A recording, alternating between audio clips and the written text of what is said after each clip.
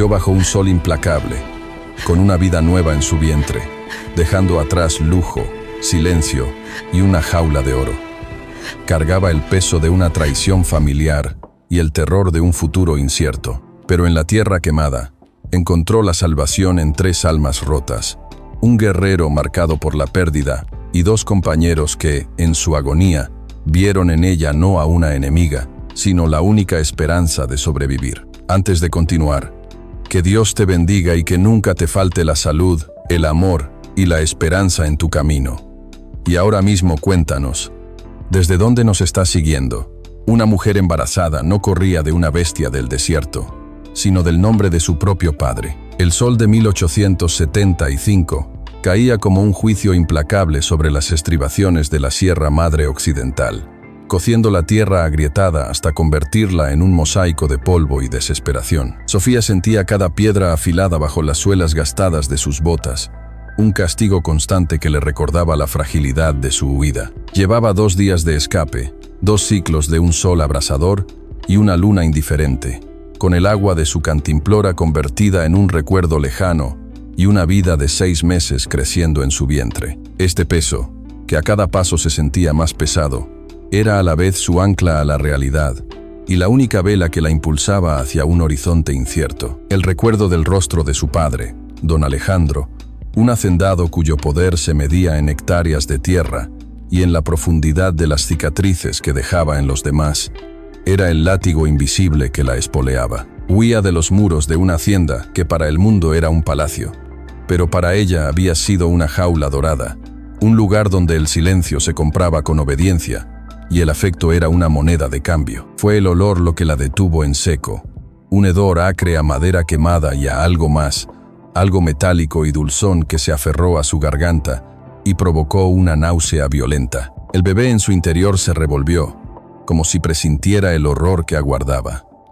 Con la respiración entrecortada y una mano protectora sobre su abdomen, bordeó una formación rocosa y la vio. Era la entrada a un pequeño rancho, o lo que quedaba de él. La escena era un testamento de la aniquilación. La puerta de madera, ancha y pesada, había sido arrancada de sus goznes y ahora yacía en el suelo, una plataforma carbonizada de la que aún se elevaban finas volutas de humo. Y de ella, colgados de 3 sogas gruesas y oscuras, pendían los cuerpos inmóviles de 3 personas. Eran apaches. Lo supo al instante por sus mocasines gastados, los restos de sus ropas de cuero y sus largos cabellos negros, ahora apelmazados por el polvo y la sangre seca. El horror la paralizó, robándole el aire y convirtiendo sus piernas en 2 pilares de plomo. Sobre la madera ennegrecida, alguien había grabado un mensaje con un hierro candente, las letras torcidas por una furia primitiva, amante de Blanca. Las palabras, crueles y enigmáticas, flotaron ante sus ojos. En ese instante no eran más que un insulto brutal, las cicatrices de una barbarie que su mente se negaba a procesar. Un gemido ahogado, un estertor tan débil que podría haber sido una ilusión del viento, la sacó de su trance. Provenía de uno de ellos, un hombre de complexión fuerte cuyas heridas terribles no lograban ocultar su juventud. Todavía respiraba. El instinto, una fuerza más antigua y poderosa que el miedo, se apoderó de ella. La vida en su vientre reclamaba vida, se negaba a rendirse en un mundo dominado por la muerte. Se arrastró hasta los restos de un cobertizo incendiado, sus manos escarbando frenéticamente entre las cenizas y los escombros. Sus dedos, ensangrentados, se cerraron sobre un trozo de metal afilado, el fleje oxidado de un barril roto. Regresó junto a la puerta, su corazón martillando contra sus costillas en un ritmo desbocado. Se concentró en la primera soga, la que sostenía al hombre que aún vivía.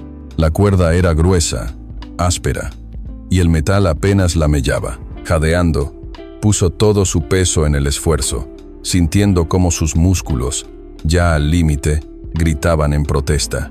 Una punzada de dolor agudo en el bajo vientre la hizo detenerse, pero la visión del rostro del hombre, una máscara de sufrimiento, la obligó a continuar. Cortó con una furia desesperada, una y otra vez, ignorando el dolor en sus manos y la advertencia de su propio cuerpo. Las fibras de la soga empezaron a ceder, a deshilacharse lentamente, cada hebra rota una pequeña victoria contra la muerte. Finalmente, con un chasquido seco que resonó en el silencio mortal, la soga se rompió.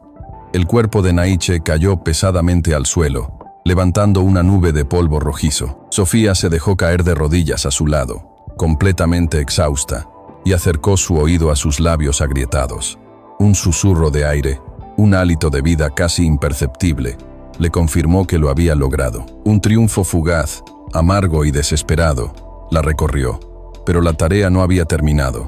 A su lado, una muchacha joven y un hombre mayor seguían suspendidos, sus vidas pendiendo de un hilo. Mientras se preparaba para cortar la segunda cuerda, con los músculos temblando de forma incontrolable, un sonido lejano llegó hasta ella, llevado por el viento del desierto. Era el relincho claro y definido de un caballo. Se quedó absolutamente inmóvil, el trozo de metal apretado en su mano, mientras el terror recorría sus venas como un veneno helado. No era un caballo salvaje, era el sonido de un animal con jinete, un sonido que en esa desolación solo podía significar una cosa: peligro.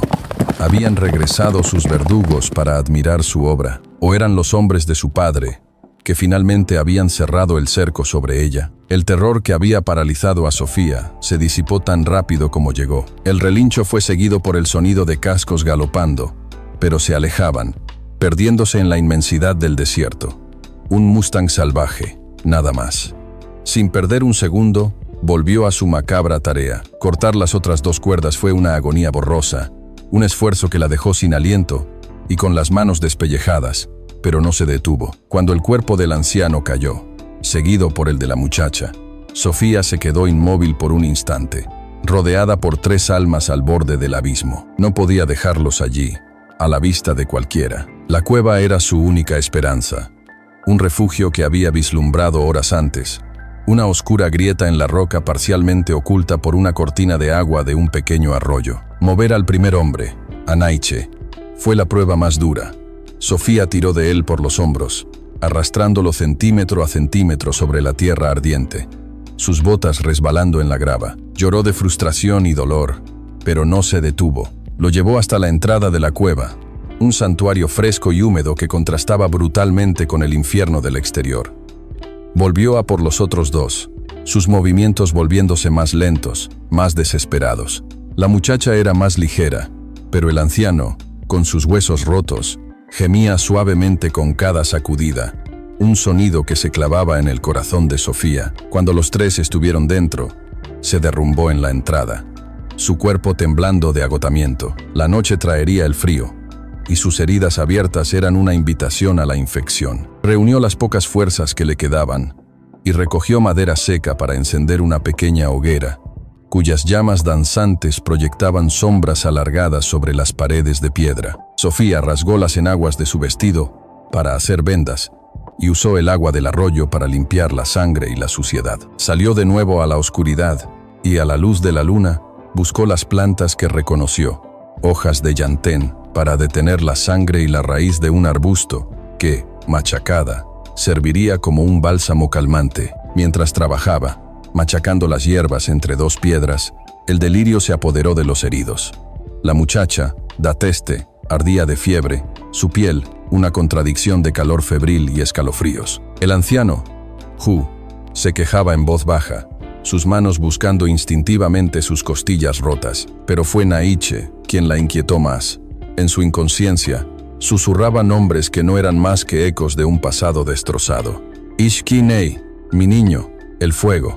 Sus palabras eran fragmentos de una pesadilla, atisbos de una tragedia que lo había dejado vacío por dentro. Sofía le aplicó la cataplasma de hierbas en la peor de sus heridas, una laceración profunda en el pecho, y sintió una profunda conexión con su dolor, una empatía que trascendía la raza y el idioma. Justo cuando estaba a punto de ceder al agotamiento, sintió un movimiento familiar dentro de ella. Su hijo pateó con fuerza, un recordatorio vibrante y lleno de vida en medio de tanta muerte. Luchaba por dos futuros, no solo por el suyo. La fuerza renovada la impulsó a seguir trabajando durante horas, cambiando vendajes, dándoles de beber pequeñas gotas de agua, velando su sueño febril. Sin embargo, cuando la primera luz del alba tiñó de gris la entrada de la cueva, La esperanza de Sofía vaciló. Yu sufrió una convulsión, su cuerpo arqueándose de dolor antes de quedar flácido y quieto. Por un momento aterrador, Sofía pensó que lo había perdido. ¿Qué estaba haciendo? No era una curandera, era una fugitiva jugando a ser Dios. Miró los 3 cuerpos rotos, tan frágiles, tan cerca de la muerte, y luego bajó la vista hacia su propio vientre abultado. Una pregunta terrible se formó en su mente, fría y afilada como el cristal. Los había salvado de una muerte rápida solo para condenarlos, y a su propio hijo, a una agonía más lenta y solitaria en el corazón de la nada. Hemos dedicado mucho tiempo y esfuerzo para escribir esta historia. Si no te gusta, dale like. Si te gusta, suscríbete a nuestro canal. Ahora, volvamos a la historia. Pasaron 3 días en un limbo de tiempo suspendido, marcado solo por el ciclo del sol y la luna en la boca de la cueva. La fiebre de Naiche finalmente cedió en la tercera noche. El anciano, Yu, había recuperado la conciencia, soportando su dolor con una estoica dignidad que asombró a Sofía, mientras que la muchacha, Dateste, aunque débil, ya mostraba una chispa de resiliencia en sus ojos oscuros. Durante esos días, Sofía había sido su guardiana, moviéndose con un propósito silencioso, cambiando vendas, buscando raíces comestibles y manteniendo el fuego vivo. En la mañana del 4.º día, Naiche despertó por completo. Sus ojos se abrieron y se fijaron en ella con una intensidad depredadora. Sofía, que estaba sentada al otro lado del fuego, sintió su mirada como un peso físico. Vio cómo sus músculos se tensaban bajo las vendas, cómo su mano se movía instintivamente hacia donde debería haber estado un cuchillo. Era la reacción de un guerrero, no de un paciente. Sofía mantuvo la calma, sus movimientos lentos y deliberados. Él la observó durante un largo momento, sus ojos examinando cada detalle de su rostro, deteniéndose en su vientre abultado. Finalmente, con un esfuerzo visible, se incorporó sobre un codo y aceptó el agua, bebiendo con avidez. ¿Por qué?, dijo él finalmente. Su voz era un susurro ronco y áspero por el desuso, pero el español era claro. La pregunta era simple, pero contenía un universo de sospecha. Sofía dudó, buscando palabras que él pudiera entender, que no sonaran a mentira o a la caridad condescendiente de la gente de su clase. «Estaban muriendo», respondió ella con sencillez. «Mucha gente blanca nos ve morir y no hace nada, o ayuda a que suceda», replicó él, su mirada sin suavizarse. Le preguntó de nuevo, ¿por qué? Sofía entendió que las palabras no eran suficientes. Lentamente, sin apartar la vista de sus ojos inquisidores, levantó una mano y la posó suavemente sobre la curva de su vientre. Dejó que el gesto hablara por ella, que le contara la historia de la vida que llevaba dentro. Naiche siguió el movimiento de su mano, y por primera vez, la dura máscara de guerrero en su rostro se resquebrajó, revelando un atisbo de algo más, una comprensión sombría. «También estás huyendo», afirmó, no como una pregunta, sino como una certeza. Sofía asintió. Él le hizo un gesto para que se sentara. «Cuéntame qué pasó». Allí, en la puerta de fuego, con voz queda, Sofía le describió cómo los había encontrado. Cuando terminó, Naiche cerró los ojos, el recuerdo grabado en su rostro. «Nos cazaron durante 2 días. Nos emboscaron cerca del río. Fue Jonas Reddick y sus hombres». Al oír el nombre, un escalofrío helado recorrió la espalda de Sofía. El aire pareció enrarecerse en la cueva, volviéndose pesado y difícil de respirar. El nombre no era desconocido para ella. Era un susurro temido en las tierras de su padre.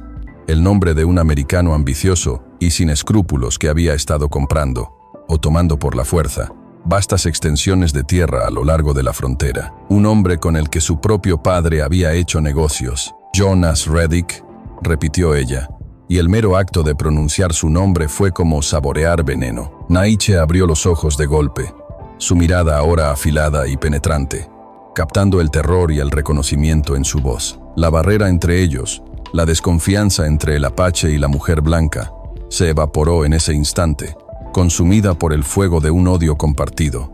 Ya no eran extraños de mundos opuestos, eran supervivientes del mismo monstruo. La comprensión se reflejó en los ojos de ambos, una revelación silenciosa y terrible que los unió más que cualquier palabra de gratitud. Él vio su miedo, y ella vio su dolor.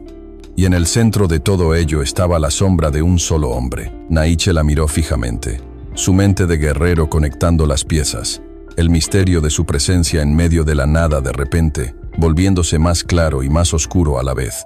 Su voz, aunque todavía débil, cortó el silencio de la cueva con la precisión de una navaja.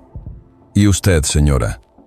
¿Qué relación tiene con el demonio de su padre para que Reddick la persiga también? Un hogar no está hecho de paredes, sino de las promesas silenciosas que se intercambian aquellos a quienes no les queda nada que perder. La pregunta de Naiche quedó suspendida en el aire viciado de la cueva, tan afilada y peligrosa como la punta de una lanza.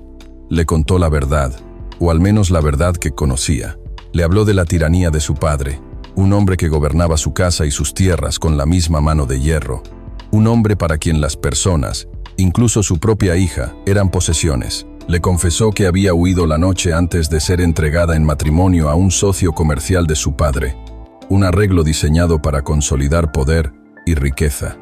Y sí, conocía a Reddick, sabía que era uno de esos socios, un americano sin escrúpulos, a quien su padre admiraba por su brutal eficiencia. No conocía los detalles de sus negocios, solo el rastro de miedo que dejaban a su paso.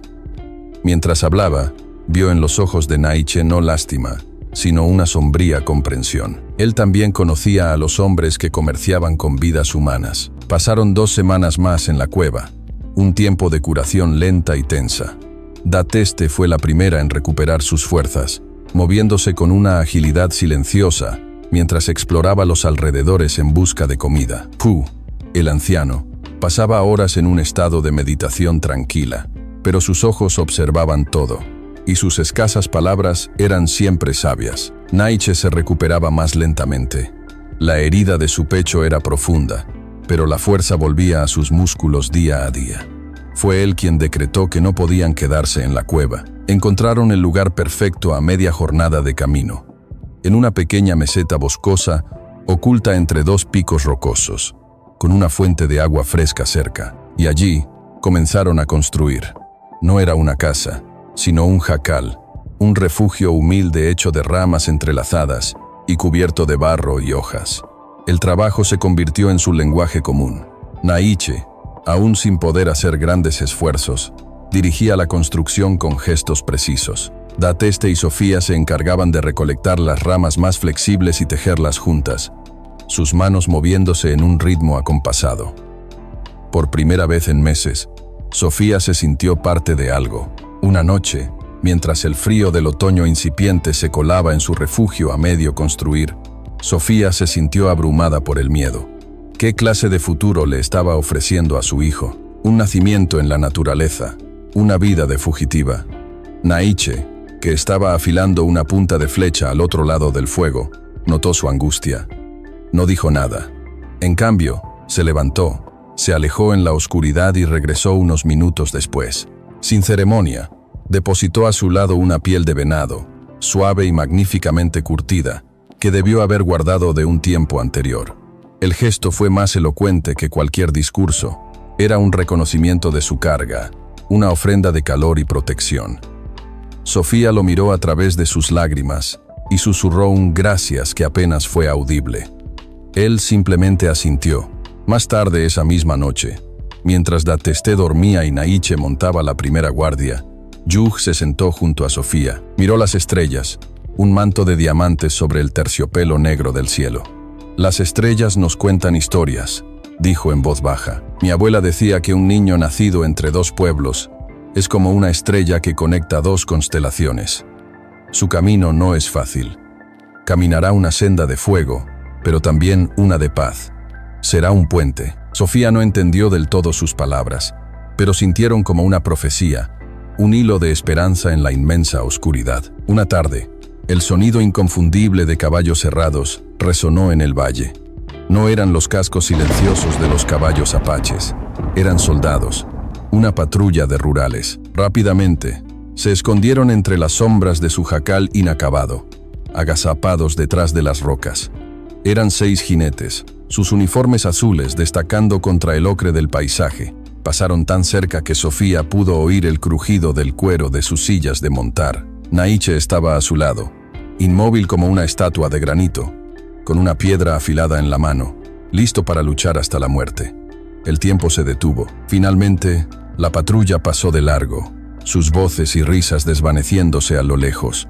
Estaban a salvo, por ahora, pero el incidente había destrozado su ilusión de seguridad. Cuando la noche cayó, la atmósfera en el campamento era sombría. El peligro que habían evitado por poco seguía flotando en el aire. Naiche se acercó a Sofía. Su rostro era una máscara de preocupación en la penumbra. Su mirada se posó en el vientre de ella, ahora tan prominente que era imposible de ocultar. La verdad de su situación era ineludible. Su voz fue grave y definitiva, cortando el silencio de la noche. No podemos quedarnos aquí para siempre. El invierno y Reddick se acercan.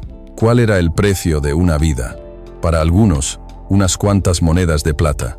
Para ellos, era todo lo que tenían. La advertencia de Naiche se cernía sobre su campamento como una nube de tormenta, cargada de una electricidad que erizaba la piel. Se turnaban en el risco más alto, una atalaya natural que dominaba los cañones circundantes, sus ojos escudriñando el horizonte en busca de la más mínima señal de polvo o el destello de un reflejo que pudiera delatarlos. El invierno se acercaba con paso sigiloso, pintando las mañanas con una fina capa de escarcha y acortando los días, un recordatorio constante de que su tiempo en ese frágil santuario se estaba agotando. Sabían que quedarse inmóviles era un riesgo mortal, pero moverse sin un plan, con una mujer en el último tramo de su embarazo, era un suicidio garantizado. Fueron Naiche y Dateste quienes se ofrecieron como voluntarios para la peligrosa misión de reconocimiento. Sofía los vio prepararse al amanecer.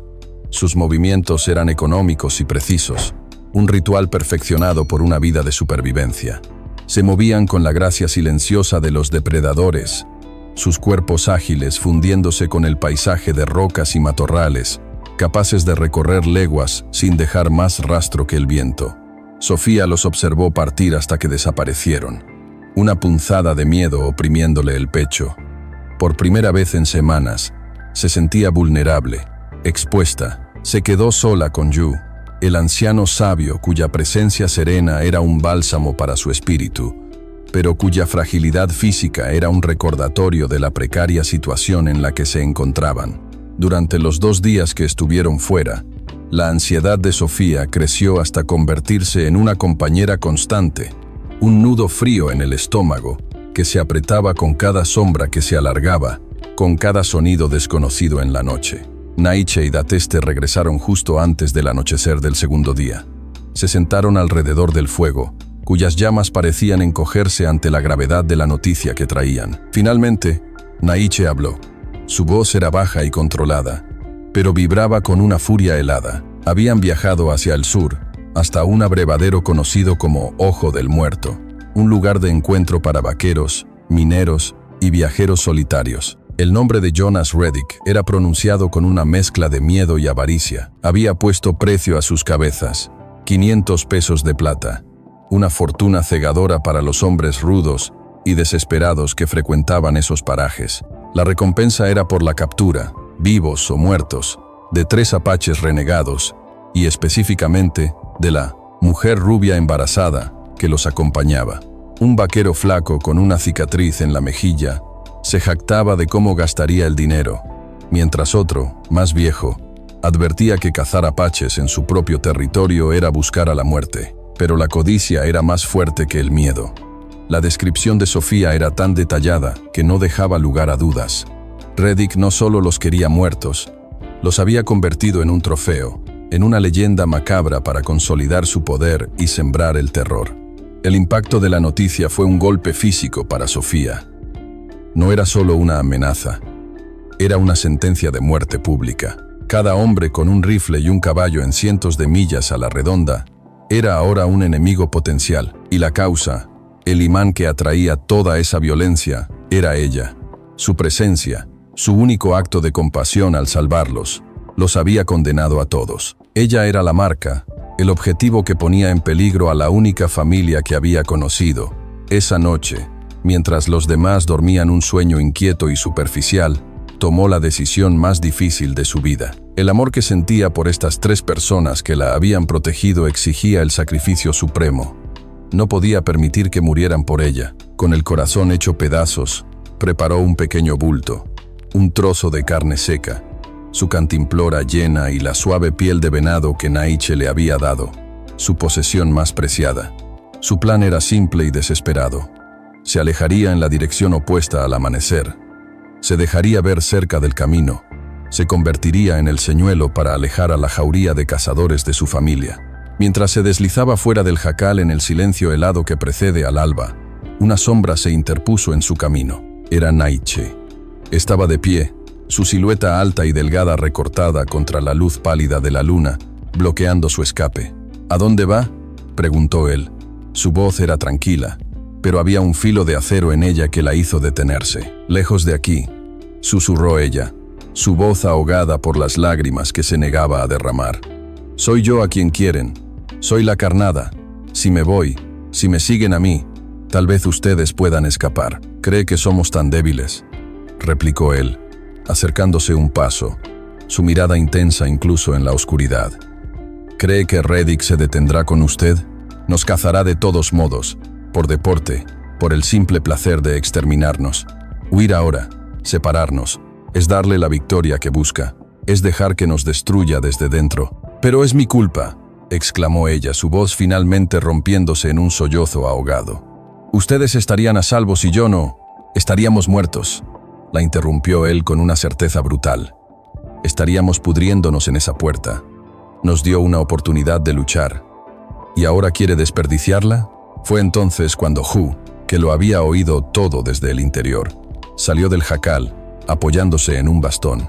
El anciano se acercó a Sofía, y sus ojos viejos y sabios, que parecían contener la historia de generaciones de sufrimiento, reflejaron las estrellas. Le puso una mano huesuda pero firme sobre el hombro. Su voz, aunque frágil por la edad, resonó con una autoridad inquebrantable que silenció la noche.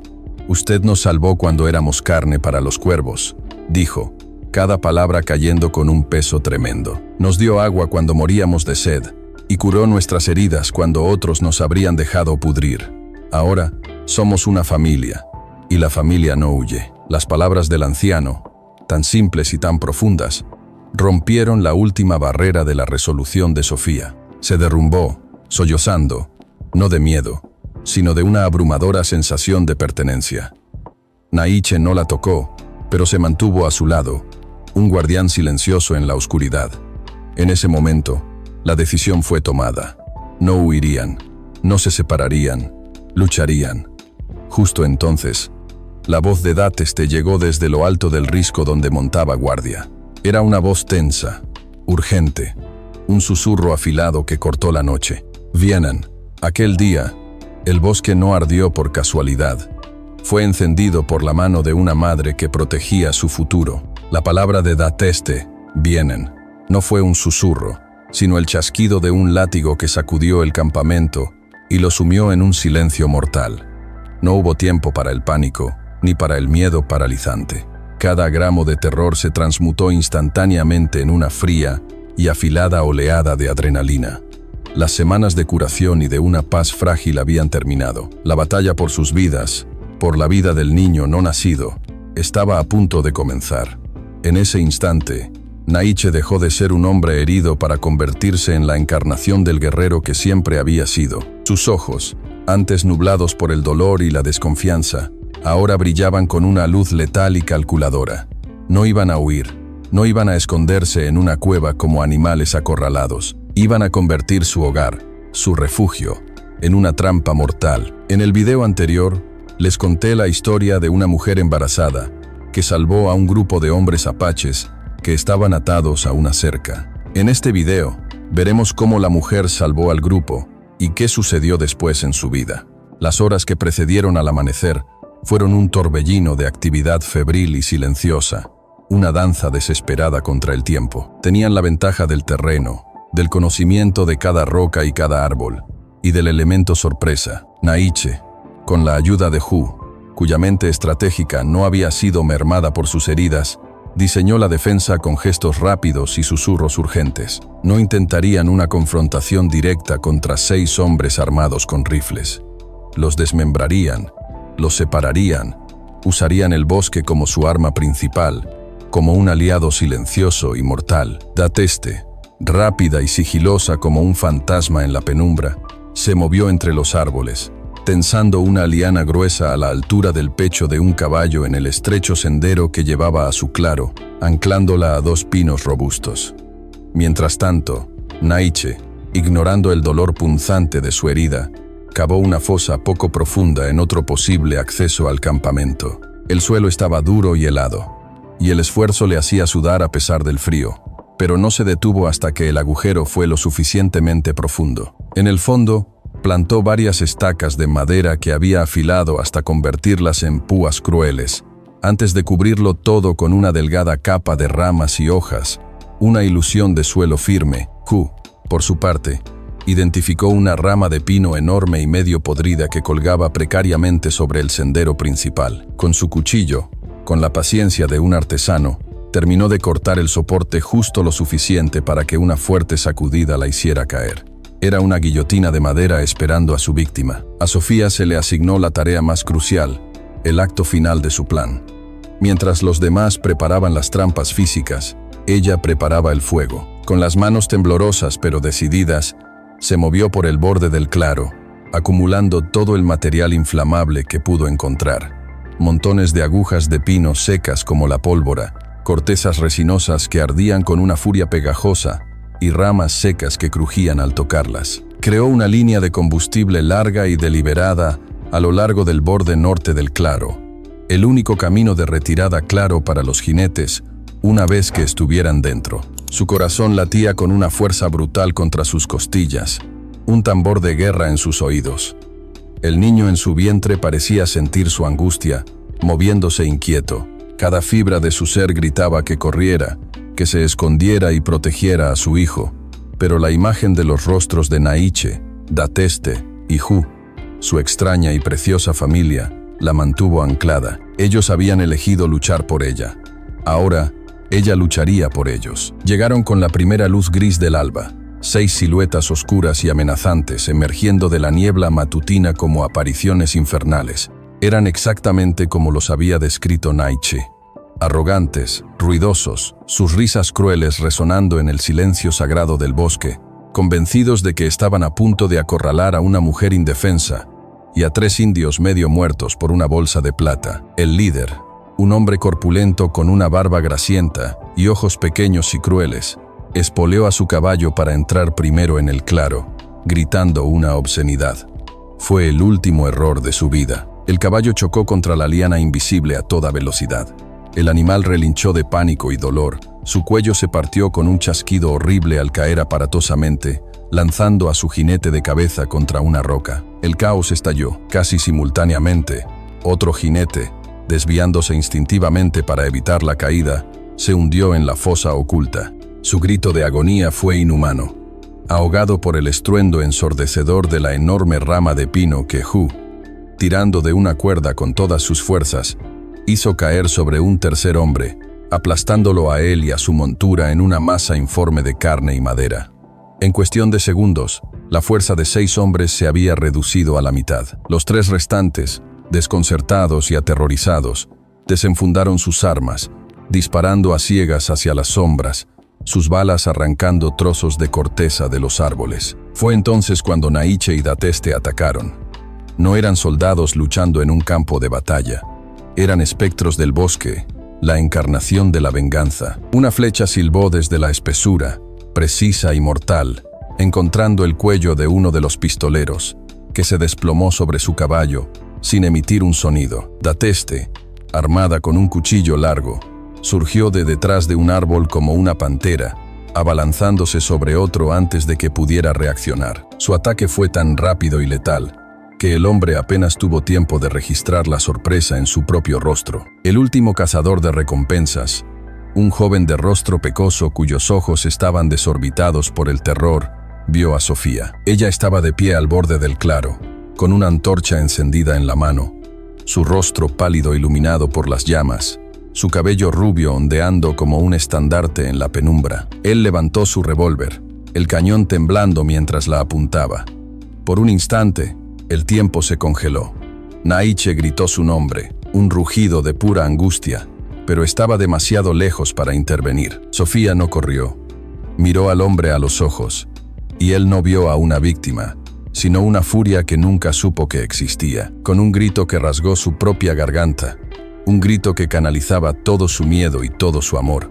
Arrojó la antorcha sobre el lecho de agujas de pino. El fuego prendió con una rapidez explosiva, una detonación sorda que devoró el combustible en un instante. Las llamas rugieron, trepando por la resina de los pinos con un silbido hambriento, y una pared de humo negro y denso se levantó hacia el cielo, envolviendo el claro en una noche artificial. El último pistolero, cegado, ahogado y aterrorizado por el infierno que se había desatado, olvidó a Sofía y a su recompensa, espoleando a su caballo en una huida desesperada a través de las llamas. La batalla había terminado. Habían ganado. Pero mientras Sofía observaba, hipnotizada, cómo el fuego purificador consumía el campo de batalla, una fuerza brutal la golpeó desde dentro, un dolor agudo, más intenso y profundo que cualquier herida. La dobló por la mitad, robándole el aliento. Se agarró el vientre, un gemido escapando de sus labios. No era una bala, no era una herida de cuchillo, era una contracción, una oleada de poder incontrolable que le decía que el estrés y el esfuerzo de la batalla habían iniciado un proceso irreversible. Su cuerpo, en medio de la muerte y la destrucción, había decidido que era hora de traer una nueva vida al mundo. Naiche, con el rostro manchado de sangre y humo, corrió a su lado, su euforia por la victoria desapareciendo al instante al verla. Buscó una herida en su cuerpo, pero solo encontró su rostro contorsionado por un tipo de agonía que él no sabía cómo combatir. Los cazadores de recompensas habían huido, derrotados, pero una nueva batalla, infinitamente más primordial y urgente, acababa de comenzar. Naiche miró desde el infierno de fuego que ella había creado hacia su rostro, y en sus ojos, el triunfante guerrero apache fue reemplazado por un hombre aterrorizado, enfrentado a un poder de la naturaleza, que ninguna de sus habilidades de combate podría derrotar. Un grito de vida nueva resonó entre las cenizas de la batalla, exigiendo no venganza, sino un mundo digno de su inocencia. El terror en los ojos de Naiche fue reemplazado por una feroz determinación. El mundo a su alrededor era un infierno de humo y muerte, pero la única batalla que importaba ahora era la que se libraba en el cuerpo de Sofía. Con una gentileza que contradecía la sangre que manchaba sus manos, la levantó en brazos, alejándola del calor del fuego y del hedor de la muerte, y la llevó a un pequeño refugio bajo un saliente de roca que el fuego no había tocado. Dateste y Yu los siguieron, sus rostros marcados por la misma mezcla de agotamiento y urgencia. Lo que siguió fue un calvario y un milagro.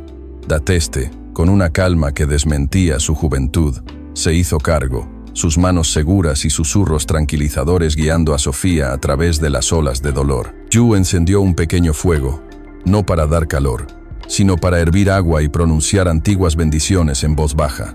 Su presencia era un ancla de serenidad en medio de la tormenta. Naiche se quedó afuera, de espaldas a ellos, convirtiéndose en un guardián de piedra. No podía luchar contra el dolor de Sofía, pero podía asegurarse de que ninguna otra amenaza se acercara mientras ella libraba su propia guerra. Escuchó sus gritos, un sonido que lo traspasó más profundamente que cualquier bala, y apretó los puños hasta que sus nudillos se pusieron blancos, sintiéndose impotente por primera vez en su vida. Y entonces, justo cuando el sol comenzaba a teñir el cielo de un color anaranjado y sangriento, un sonido diferente rompió el aire, un llanto, delgado pero fuerte, lleno de una vitalidad desafiante, el llanto de su hijo.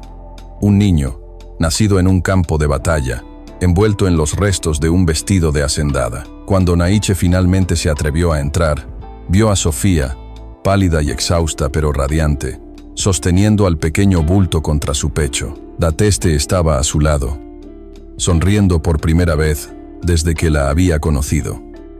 La vida, de alguna manera, se había abierto paso. Tuvieron un día de paz precaria. En ese pequeño refugio, formaron un círculo de protección alrededor de la madre y el niño. Fue en ese interludio de calma que le dieron un nombre. Arturo, dijo Sofía en voz baja, el nombre de un rey de leyendas de su mundo, un nombre que significaba nobleza y fuerza. Yu, Después de observar al niño con sus ojos sabios, asintió y añadió: Joseph. En la lengua de su pueblo, significaba el que habla o el que aumenta.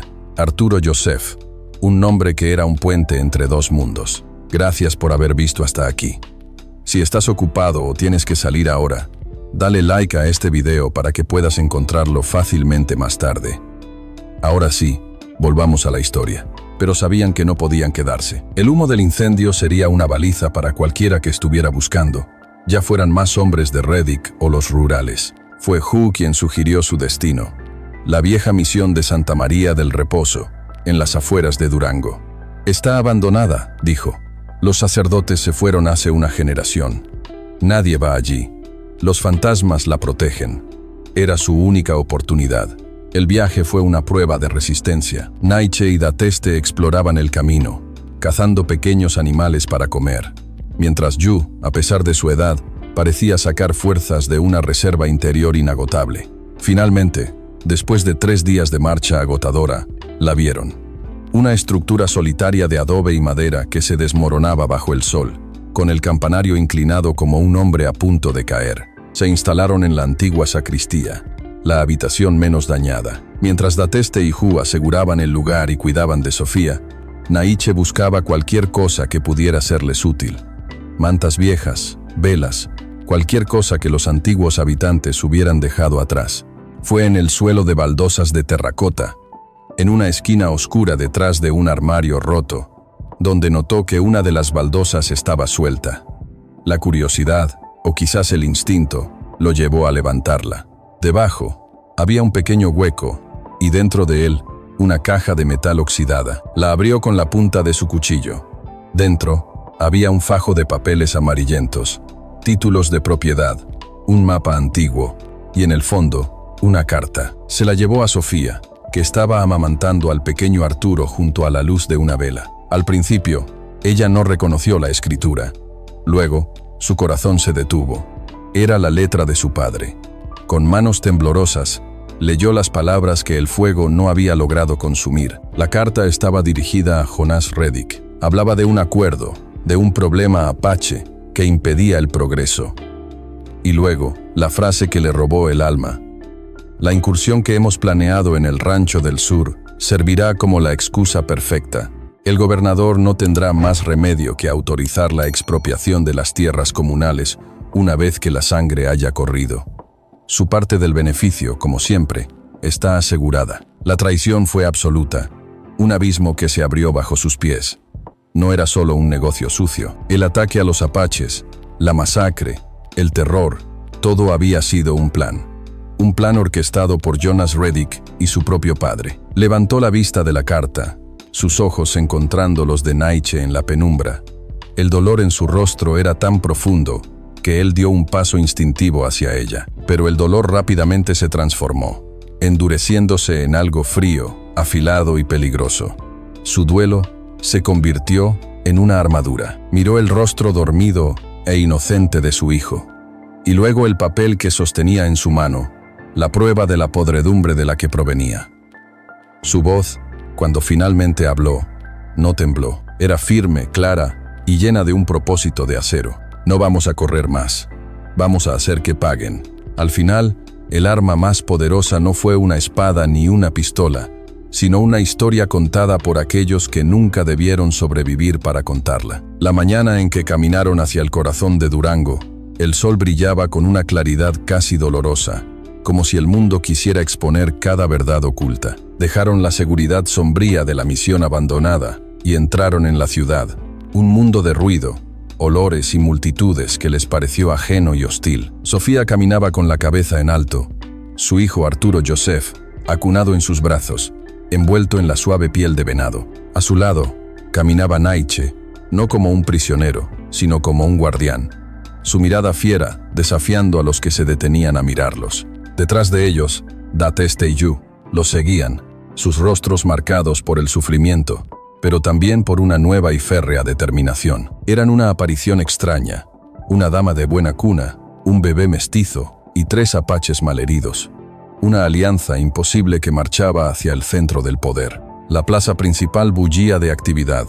Mercaderes pregonaban sus mercancías, niños corrían tras las palomas, y los hombres importantes de la ciudad se reunían en los soportales de la oficina del alcalde. En una tarima improvisada, el propio alcalde, un hombre corpulento de bigote poblado, escuchaba las quejas de los ciudadanos. Y allí, de pie junto a él, hablando con gestos grandilocuentes, estaba Jonas Reddick. Se quejaba de las depredaciones de los salvajes, exigiendo al gobierno más soldados, más armas para pacificar la frontera. Irradiaba una confianza arrogante, la seguridad de un hombre que creía ser dueño del mundo. Fue entonces cuando los vio. Una sonrisa de desprecio se dibujó en su rostro al ver al pequeño grupo cruzar la plaza. Probablemente pensó que venían a suplicar, a mendigar por sus vidas. Su error fue fatal. Con una calma deliberada, avanzaron a través de la multitud, que se apartaba a su paso, murmurando y señalando. Se detuvieron justo delante de la tarima, interrumpiendo el discurso de Reddick. Un silencio incómodo se extendió por la plaza. ¿Qué significa esto?, bramó el alcalde, molesto por la interrupción. «Significa que ha estado escuchando al hombre equivocado, señor alcalde», dijo Sofía, su voz clara y firme, resonando en el silencio. Reddick soltó una carcajada. ¿Y a quién deberíamos escuchar? A una mujerzuela que se acuesta con indios y a sus salvajes asesinos. Estos son los criminales que han estado aterrorizando nuestras tierras. Pido que sean arrestados inmediatamente. Pero antes de que el alcalde pudiera reaccionar, Yu dio un paso al frente. Su cuerpo era frágil, pero su espíritu era inquebrantable. Se apoyó en su bastón y su mirada, vieja como las montañas, recorrió a la multitud. Empezó a hablar, no en español, sino en su propia lengua, una letanía grave y solemne. Dateste, a su lado, traducía sus palabras, su voz joven añadiendo una urgencia apasionada al relato del anciano.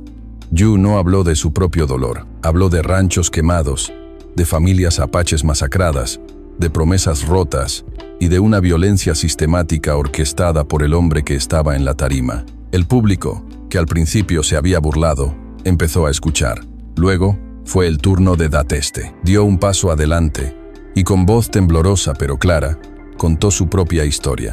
Describió cómo los hombres de Reddick habían asaltado su campamento, cómo la habían atado y torturado. No escatimó en detalles, su voz rompiéndose al recordar el horror, sus ojos fijos en Reddick, negándose a dejarlo apartar la mirada. La multitud, que antes veía a 3 salvajes, ahora empezaba a ver a 3 seres humanos, a 3 víctimas. Finalmente, Naiche se adelantó. No dijo una palabra, simplemente se quitó la camisa raída que llevaba, revelando las terribles cicatrices que surcaban su pecho y su espalda, algunas viejas y blancas, otras recientes y de un rojo violáceo. Dejó que las heridas hablaran por él, un testimonio mudo pero innegable de la brutalidad de Reddick.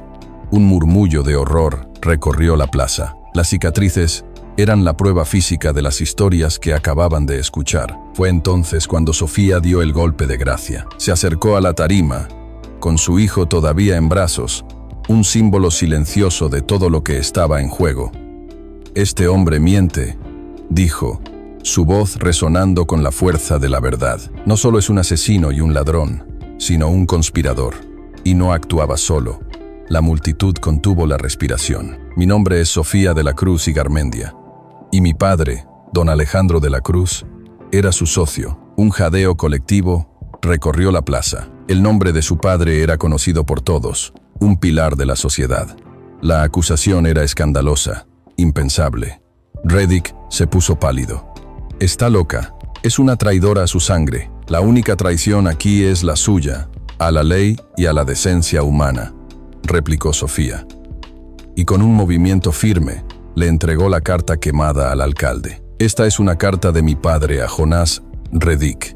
En ella, planean una masacre de apaches para poder robar sus tierras con la bendición del gobierno». El alcalde cogió la carta con manos temblorosas. Sus ojos recorrieron las líneas, su rostro palideciendo a cada palabra.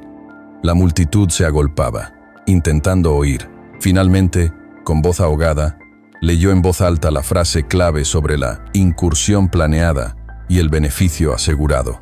Un silencio sepulcral cayó sobre la plaza de Durango. El aire se llenó de una verdad tan monstruosa que parecía detener el tiempo. Reddick, al verse expuesto, perdió el control. Con un rugido de furia animal, saltó de la tarima y se abalanzó sobre Sofía, sus manos como garras intentando arrancarle la carta, silenciarla para siempre. Pero ocurrió algo inesperado. El herrero de la ciudad, un hombretón que siempre había bajado la cabeza ante Reddick, dio un paso al frente y le bloqueó el camino. Un par de vaqueros que habían escuchado el testimonio hicieron lo mismo. En cuestión de segundos, una muralla de cuerpos, de gente común y corriente que había decidido que ya era suficiente, se interpuso entre el monstruo y su presa. La multitud, que durante tanto tiempo había sido un espectador silencioso de su tiranía, finalmente había despertado. Le dieron la espalda a Reddick, un gesto de desprecio y condena más poderoso que cualquier veredicto. El alcalde, viendo la evidencia irrefutable y el cambio radical en el ánimo del pueblo, se puso de pie, su rostro una mezcla de miedo y una recién descubierta autoridad. Apuntó con un dedo tembloroso al hombre que ahora estaba solo y acorralado. «¡Guardias!», gritó, su voz resonando en toda la plaza. «Arresten a Jonas Reddick. La paz no es la ausencia de guerra, sino la presencia de un hogar, el calor de una hoguera y el sonido de la risa de un niño, donde antes solo había silencio». Pasó un año desde el día en que la justicia, frágil y reacia, prevaleció en la plaza de Durango. Jonas Reddick fue encarcelado, y el testimonio de Sofía, que implicaba a su propio padre, provocó un escándalo que desmanteló una red de corrupción que llegaba hasta la capital. Don Alejandro de la Cruz, despojado de su honor y enfrentado a la ruina, desapareció, convirtiéndose en un fantasma en su propia tierra. Para Sofía y su nueva familia, la victoria no fue motivo de celebración, sino el cimiento sobre el que podían, por fin, empezar a construir. Regresaron a su claro en la Sierra Madre, no como fugitivos, sino como pioneros de su propio destino. El pequeño jacal que habían construido en la desesperación se convirtió en el corazón de un hogar más grande y permanente. Naiche, con la ayuda de algunos mestizos pacíficos de un asentamiento cercano que habían oído su historia y los respetaban, levantó una pequeña cabaña de adobe y madera, robusta y segura. El claro ya no era un escondite, sino un hogar. La vida encontró su ritmo, dictado por las estaciones y el sol. Dateste, que había conocido el hambre y la pérdida, se convirtió en la guardiana de su sustento. Un pequeño campo de maíz, cuyas semillas había conseguido en el pueblo, crecía alto y verde bajo su cuidado, sus hojas susurrando promesas de cosecha. Hu, el anciano guerrero, encontró un nuevo propósito. Los niños del asentamiento cercano, una mezcla de sangre española e indígena, a menudo subían a la meseta para escucharlo. Sentado bajo la sombra de un pino, les contaba las viejas historias, las leyendas de los apaches, no como un recordatorio de la guerra, sino como una herencia de sabiduría y resistencia, asegurándose de que el espíritu de su pueblo no muriera. Sofía encontró su paz en la sencillez de la rutina. Los fantasmas de su pasado se desvanecían con cada amanecer. Pasaba sus días moliendo el maíz, cuidando de su hijo y aprendiendo de Dateste los secretos del bosque. Y su hijo, Arturo Joseph, crecía fuerte y feliz. Un niño de dos mundos que no conocía fronteras. Tenía los ojos oscuros y penetrantes de su padre adoptivo, Naiche, y el cabello claro de su madre. Era el símbolo viviente de su improbable unión. Una tarde de finales de verano, mientras Sofía desgranaba el maíz en la puerta de la cabaña, Arturo Joseph, que se había estado sosteniendo con manos temblorosas en los postes del porche, se soltó, dio un paso vacilante, luego otro. En ese preciso instante, Naiche regresaba de una cacería, con un venado sobre los hombros. Vio a su hijo dar sus primeros pasos. El niño caminó, con una sonrisa radiante y balbuceante, directamente hacia él. Naiche dejó caer su carga, se arrodilló y abrió los brazos, y el niño se derrumbó en ellos, riendo a carcajadas. Sofía observó la escena, su corazón rebosante de un amor tan profundo y tranquilo como el río que corría por el valle. Esa noche, se sentaron alrededor del fuego, los 4 adultos y el niño que los había unido. El aroma del venado asado se mezclaba con el del humo de pino. Sobre ellos, un cielo increíblemente vasto y lleno de estrellas se extendía hasta el infinito. Había una sensación de plenitud, de un ciclo completado. Sofía miró los rostros iluminados por las llamas, la serenidad de Hu, la fuerza tranquila de Dateste y el rostro de Naiche, que ya no era una máscara de dolor, sino el de un hombre que había encontrado un lugar al que pertenecer. Se apoyó en el hombro de Naiche, sintiendo el calor de su cuerpo. Su hijo dormía en su regazo. Miró el pequeño hogar que habían construido, el campo de maíz que prometía alimento, la paz que los rodeaba. Habían pasado por el infierno y habían salido del otro lado, no ilesos, sino enteros. Con una voz que era apenas un susurro, le dijo a Naiche las palabras que resumían todo su viaje. Lo logramos, este es su hogar. Afuera, el mundo seguía siendo un lugar de fronteras y odio, pero en el corazón de la sierra, un niño nacido del dolor aprendía a reír, y su risa era el único idioma que importaba. La historia de Sofía y Naiche es mucho más que un relato de supervivencia en las tierras áridas de la frontera. Es un testimonio del poder transformador del espíritu humano. Nos enseña cómo, en medio del odio más profundo y la división más cruel, un solo acto de compasión puede ser la primera piedra para construir un puente. Ellos, que venían de mundos destinados a destruirse, encontraron en sus cicatrices compartidas la tierra fértil para sembrar una nueva familia, demostrando que los lazos del corazón son más fuertes que las fronteras trazadas por el prejuicio. Como una semilla terca que brota en la tierra más seca, la bondad tiene el poder de florecer en los lugares más inesperados, creando un hogar donde antes solo había desierto. Tómese un momento para reflexionar sobre esto. Quizás, en nuestras propias vidas, también hemos encontrado desiertos, momentos de soledad o adversidad, en los que un simple gesto de humanidad lo cambió todo. La historia de Sofía y Naiche nos recuerda esta poderosa verdad. Y así como su historia nos ha conmovido, hay otras llamas de esperanza esperando ser descubiertas. A continuación, tienes 2 historias más que destacan directamente en tu pantalla. Si esta te encantó, no querrás perderte estas. Solo haz clic y échales un vistazo. Son relatos que, como este, nos recuerdan la fuerza indomable del espíritu humano. Y no olvides darle like, suscribirte y activar la campanita para no perderte actualización, porque cada historia compartida es una semilla de esperanza plantada en el mundo.